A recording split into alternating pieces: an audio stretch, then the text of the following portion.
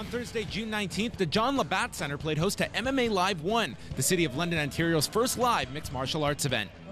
The main event of the evening pitted former UFC top 10 welterweight Karo the Heat Parisyan against Edmonton MMA sensation Ryan the Real Deal Ford. The big question mark surrounding this contest was the mental and physical condition of Parisyan, who has had to come myriad personal problems, including a painkiller addiction and a well-documented anxiety disorder. Right from the opening bell, it was obvious Parisyan came to fight, and Ford met him in the middle of the cage with thunderous punches seconds from the start of the round. Parisyan weathered the storm, and the decorated judoka was able to get the upper hand with a number of his trademark throws that really excited the London crowd. Both fighters fought with intensity, with Ford landing a huge takedown on the Armenian-American mixed martial artist, while the Heat answered with 2 takedowns and 4 big throws. At the end of the round, any doubts about which Parisyan would show up were seemingly answered. The Heat was back, and he won round 1 on the judges' cards. Round 2 appeared to be an even better round for Parisyan as he continued his dominance in the clinch and started to find success on the ground as he took Ford's back for extended periods. Ford was dangerous in every exchange, but it was the throws, positional control, and ground dominance of Parisyan that won him the round.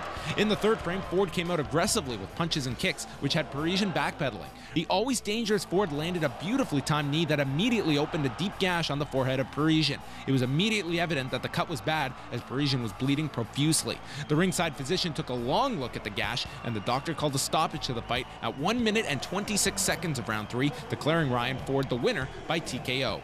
I wanted to test myself with the judo. I knew he was going to do it, but every time he threw me, I got right back up, you know. There's a couple times where I was working a little jiu-jitsu too on there, right? Like, he'd take me down and, you know, I'd work to get back to the arm, but, you know, he's a slick jiu-jitsu guy too. So, you know, I feel that, you know, in this 3-round fight, I got a lot of experience out of this fight, especially a lot of judo, you know. So when I'm with another judo player, it ain't going to be half as much as, you know, rolling with Karo. Man, Karo, he ain't no joke, right? He showed up tonight. You know, he gave it his all. He trained for this fight, so, you know, all you haters out there that are going to hate on fighters and, you know, bring up their past and stuff, you don't know guys on a personal level, you know, be a fan, leave it alone, right? You know, I'm a guy same way like that, right? People talk about my past, you know, they don't know what we're doing now, so pretty much keep your mouth shut. The co-main event of the evening saw tough Prince Edward Island fighter Matt MacGrath do battle with high-level Brazilian Jiu-Jitsu black belt Marcus Aurelio. In an interesting contrast of styles, MacGrath used his solid counter wrestling to keep the UFC veteran on his feet, and the two engaged in a stand-up affair for most of round 1. MacGrath seemed to be getting the better of the exchanges until Aurelio tagged the full-time chef with a hard left hook. After the strike, MacGrath reverted back to his wrestling and judo instincts and shot him for a double-leg takedown.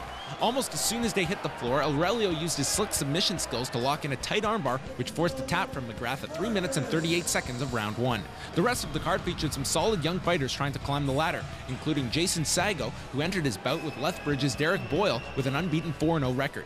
Sago showed poise under pressure on his feet and secured numerous takedowns throughout the fight. In the third round, Sago capitalized on his worn-down adversary, locking in a rear-naked choke to force the tap out and improve his record to 5-0. MMA Live hopes to run its second event on July the 2nd at the Sudbury Arena in Sudbury, Ontario.